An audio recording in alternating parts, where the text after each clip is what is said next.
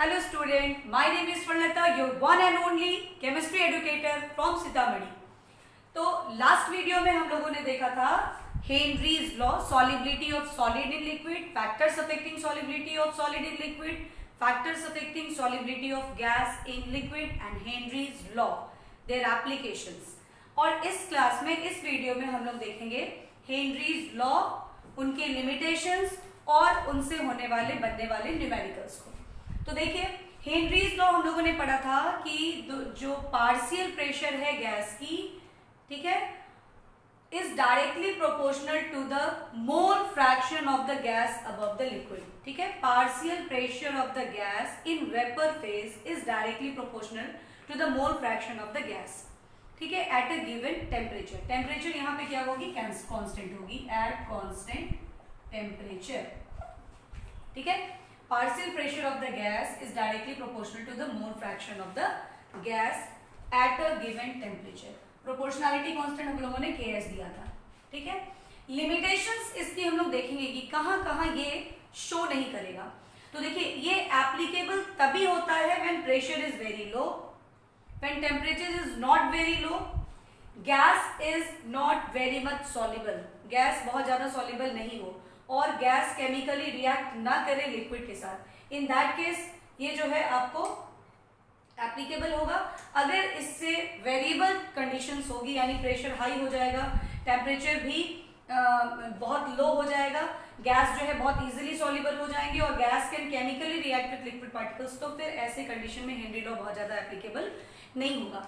अब हम लोग करेंगे इसी हेनरी लॉ के न्यूमेरिकल्स को। हेनरी लॉ को हम लोगों ने सॉलिबिलिटी के टर्म में देखा कि solubility of the gas is directly proportional to the pressure above the gas at a given temperature। और उसी solubility को हम लोगों ने मोल फ्रैक्शन टर्म से चेंज किया और मॉडिफाइड फॉर्म में हम लोगों ने स्टेटमेंट दिया कि the partial pressure of the gas in vapour phase is directly proportional to the mole fraction of the gas at a given temperature. अब अगर हम मोल फ्रैक्शन को NB upon NA plus NB के form में change कर दे तो फिर इस पर हम लोगों का न्यूमेरिकल जो है वो बनेगा। तो हम लोग अब इससे बेस्ड न्यूमेरिकल्स को देखते हैं। तो चलिए अब हम लोग इस क्वेश्चन को करते हैं। If N2 gas is bubbled through water at 293 kelvin, how many millimoles. ठीक है, पहले हम लोग मोल्स में कैलकुलेट कर लेंगे, बाद में हम लोग इसको कन्वर्ट कर देंगे मिलीमोल्स में। ठीक है, गैस को dissolve in 1 litre of water. 1 litre water means, चूंकि डेंसिटी होती है 1 kg पर लीटर वाटर की, तो अगर हम लोगों को मास की रिक्वायरमेंट होती है तो इट मीन्स कि जो वाटर का मास है ना वो हम 1 kg ले सकते हैं, मीन्स 1000 ग्राम इसको कंसीडर कर सकते हैं। ठीक है, assume that N2 exert a partial pressure, P is given, that is 0.987 bar. Given that Henry's law constant for N2 at 293 Kelvin is, it means KH is also given, that is 76.48 kilo बार। तो चूंकि ये बार में है तो इसको भी बार में convert कर लो, 76480, 1000 से मल्टीप्लाई करके ये हमारा बार में कन्वर्ट होता है। ठीक है, अब आप देखिए हमारे पास फॉर्मूला होता है P is equals to KH into mole fraction. Mole fraction is NB upon NA plus NB। ठीक है, यहाँ पे WA हम लोगों को पता है, तो NA क्या होता है? Mass by molar mass of the solvent. Mass is 1000 ग्राम, क्योंकि 1 लीटर वाटर लिया हुआ है, तो 1 लीटर वाटर मतलब अप्रॉक्स 1 kg, क्योंकि डेंसिटी 1 ही होती है, तो अपॉन 18 यानी 55.55 मोल जो है वो Na होगा। तो आप वैल्यू डालिए, P की वैल्यू डालिए 0.987 डिवाइडेड बाई KH की वैल्यू डाल दीजिए 76480 and that is equals to NB आप कैलकुलेट करेंगे, Na होगा 55.55 और प्लस NB। ठीक है, आपको कैलकुलेट क्या करना था? And bubble how many millimoles of nitrogen. आपको नाइट्रोजन गैस यानी कि NB की ही मिलीमोल्स निकालनी थी। तो अब आप इसको सॉल्व करेंगे, इसको कैलकुलेट करेंगे, क्रॉस मल्टीप्लाई करेंगे, या आप इसको कैलकुलेट डिवाइड करके इसकी वैल्यू ले आएंगे और फिर इसको क्रॉस मल्टीप्लाई करके एनबी की वैल्यू को कैलकुलेट कर लेंगे। ठीक है, यहाँ आप इस एनबी को नेग्लेक्ट भी कर सकते हैं, यानी इसको अगर फर्दर हम लोग आगे करते हैं तो हम लोग ऐसे भी बनाएंगे, क्योंकि solute is very less in amount in comparison to the solvent. ठीक है, जब आप ये डिवाइडेड बाय ये करेंगे ना तो आपको जो वैल्यू मिलेगी ना वो बहुत कम मिलेगी। तो सॉल्यूट जो है वो सॉल्वेंट की कंपैरेटिव बहुत स्मॉल लेकर के, है ना, हम लोग इस एनबी को नेग्लेक्ट भी कर सकते हैं और उसके बाद जब हम लोग इसको सॉल्व करेंगे तो 0.987 upon 76480 is equals to NB upon 55.55 आएगा। तो एनबी क्या होगा हमारा 55.55 इंटू 0.987 अपॉन 76480, ये इतने मोल्स आएंगे। ठीक है, इतने मोल्स आएंगे। तो जब हम इनको मिली मोल में कन्वर्ट करेंगे तो हम लोग क्या करेंगे, इसको 1000 से मल्टीप्लाई कर देंगे, यानी ये जो डाटा आपकी आएगी वैल्यू, इसको आप 1000 से मल्टीप्लाई करेंगे, then you will find the value of NB in term of milli moles. तो ये हमारा एक क्वेश्चन हुआ जो कि हेनरीज लॉ पर बेस्ड था। ऐसे और भी एक दो क्वेश्चन हम लोग एनसीईआरटी के कर लेते हैं जो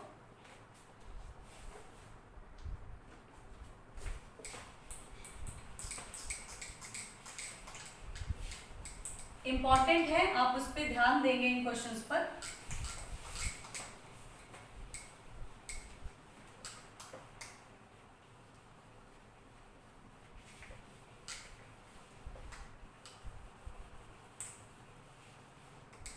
जैसे हमारे पास एक क्वेश्चन है H2S a toxic gas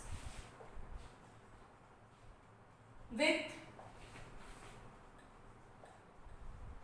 rotten egg-like smell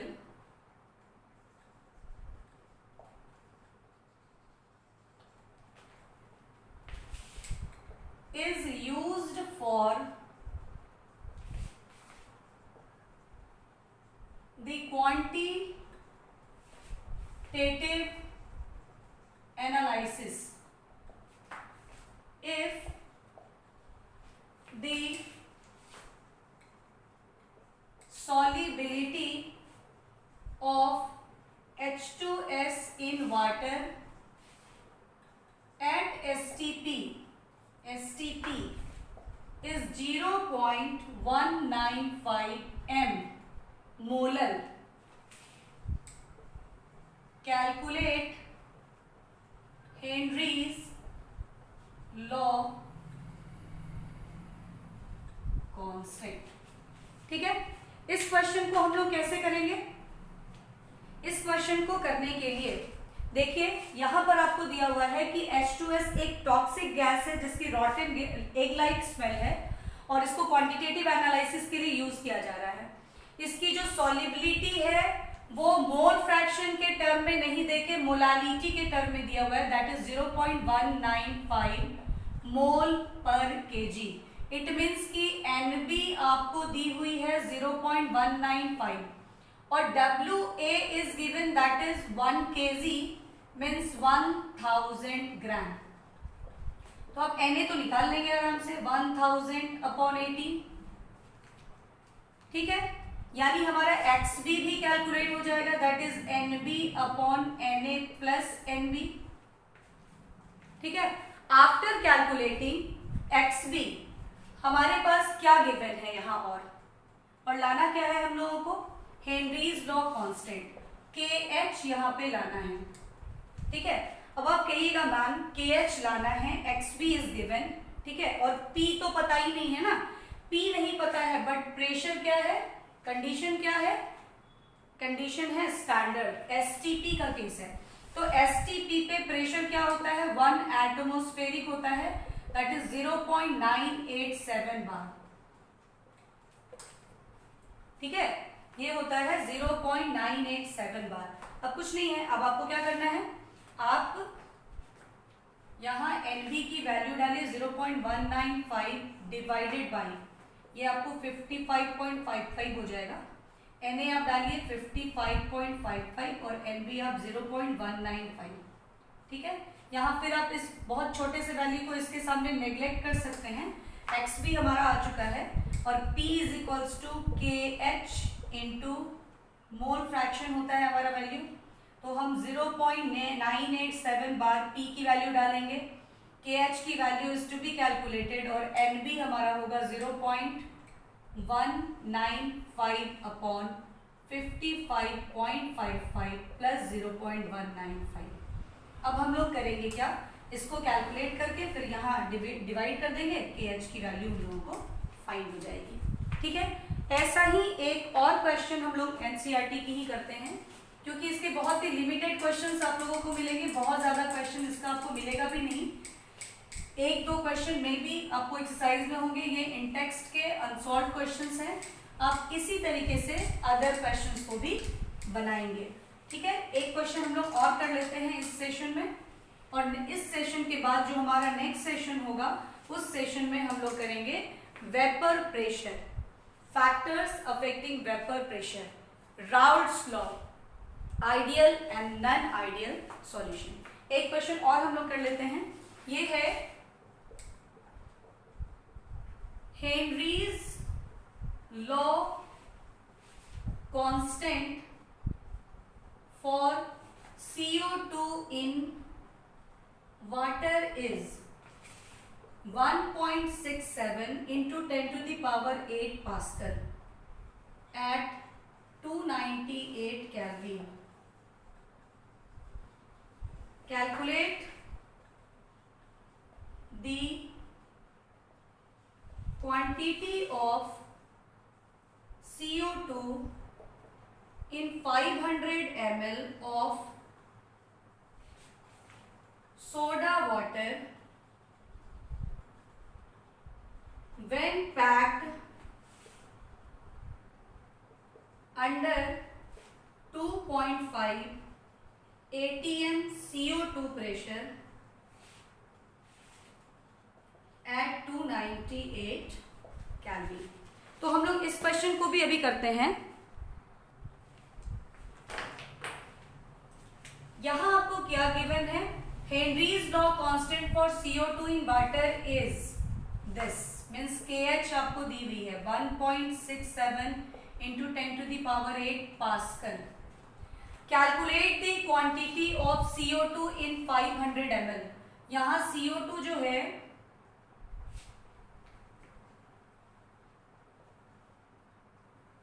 CO2 यहाँ पे इन 500 ml of soda water, means water का जो वॉल्यूम है ना वो कितना लिया गया है 500 ml, ठीक है ना। यानी यहाँ आप WA कितना ले लेंगे 500 ग्राम, बिकॉज डेंसिटी कितनी होती है 1 होती है, 1 ग्राम पर ml, 1 kg पर लीटर इन SI यूनिट या 1 ग्राम पर ml इन CGS यूनिट। तो 1 होती है तो ये मास जो है वो 500 ग्राम हो जाएगा। तो आप Na आप इससे निकाल लेंगे, क्योंकि मोल तो चाहिए ही चाहिए मोल फ्रैक्शन के लिए, इसकी वैल्यू इतनी हो जाएगी, इतनी मोल, ठीक है। Na तो हम लोगों का निकल गया। अब आपको क्या दिया हुआ है, partial pressure is given that is 2.5 atm। अब देखिए ये पास्कल यूनिट में है और ये atm यूनिट में है, तो आप पहले यूनिट को कन्वर्ट कीजिए। तो 1 atm इज इक्वल्स टू 1.01325 बार होता है, ठीक है। अगर पास्कल में करते हैं तो into 10 to the power 5 pascal हो जाता है, ठीक है। तो ATM को कन्वर्ट कर दीजिए आप पास्कल में, तो पार्शियल प्रेशर हमारा हो जाएगा 2.5 into 1.01325 into 10 to the power 5 pascal, ठीक है।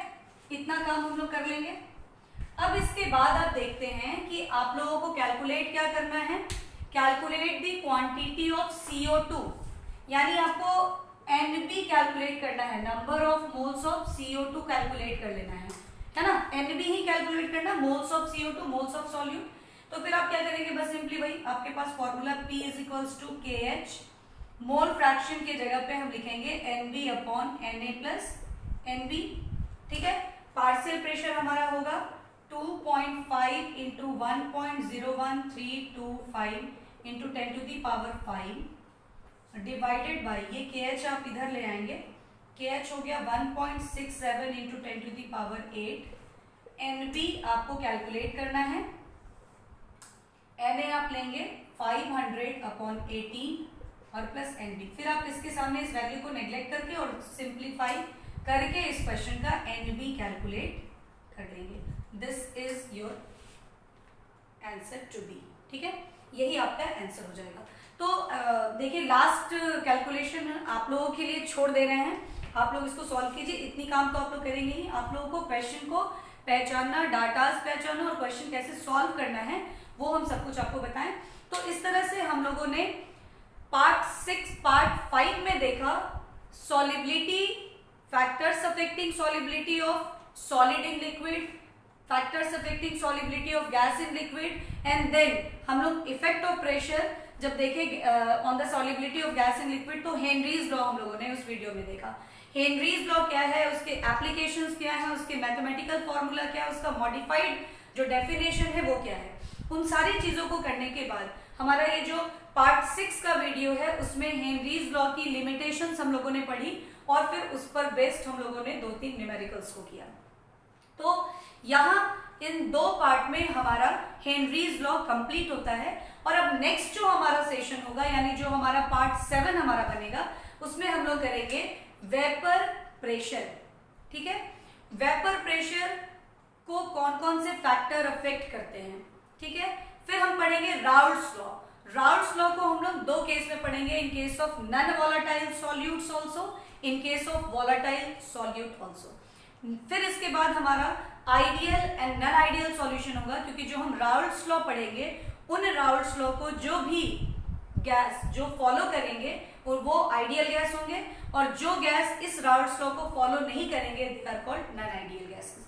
तो what are ideal gases, what are non ideal gases, what are the cause of the ideality of the solution. ठीक है, what are the cause of the ideal non ideality of the solution. ठीक है, फिर हम लोग पढ़ेंगे what are the conditions for the ideal and non ideal solutions. ठीक है, फिर हम लोग पढ़ेंगे कि what are the conditions for the ideality and the non ideality of the solution. और इन सभी को करने के बाद हम लोग एजियोट्रॉप का कॉन्सेप्ट पढ़ेंगे। ठीक है, और तब हमारा इस चैप्टर का सबसे इंपॉर्टेंट टॉपिक आएगा जो होगा कॉलिगेटिव प्रॉपर्टी। तो आज इस सेशन को पार्ट 6 को यहीं पे एंड करते हैं और फिर हम लोग मिलते हैं नेक्स्ट पार्ट 7 में।